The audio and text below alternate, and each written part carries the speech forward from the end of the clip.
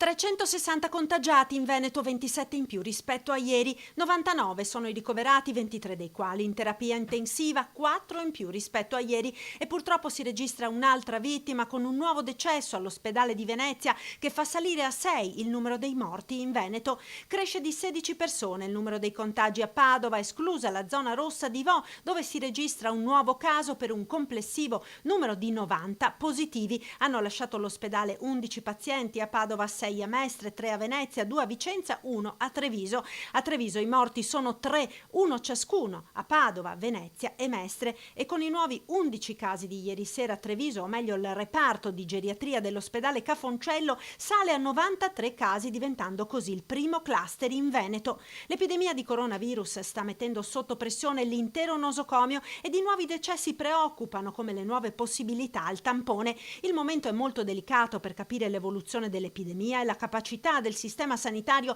di reggere ad un'eventuale ulteriore diffusione del contagio e dei ricoveri. Intanto, dal comitato tecnico scientifico voluto dal governo arrivano nuove regole di comportamento che potrebbero essere inserite già oggi in un nuovo decreto. Si tratta di norme finalizzate ad arginare i contagi per far sì che l'onda dell'epidemia, per usare una metafora utilizzata dai virologi in queste ore, si concretizzi in una mareggiata e non diventi uno tsunami tale da mettere in crisi l'intero sistema sanitario.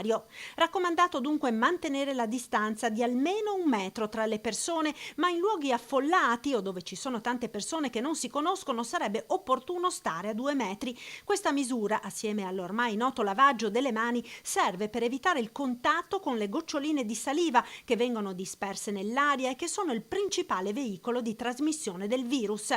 Ma le nuove disposizioni riguardano anche l'abitudine di salutarsi con baci, abbracci e strette di mano. Meglio evitare. Un capitolo molto importante è quello dedicato agli anziani, con la raccomandazione a tutti gli over 75 di rimanere in casa o comunque evitare di incontrare estranei. Stessa raccomandazione anche a chi ha più di 65 anni e soffre di patologie che potrebbero aggravarsi se dovesse contrarre il virus. Continuano a fioccare intanto i rinvii o gli annullamenti di eventi, fiere e manifestazioni. Il Vinitaly, Salone Mondiale del Vino di Verona, è stato rimandato da fine aprile al 14-17 giugno.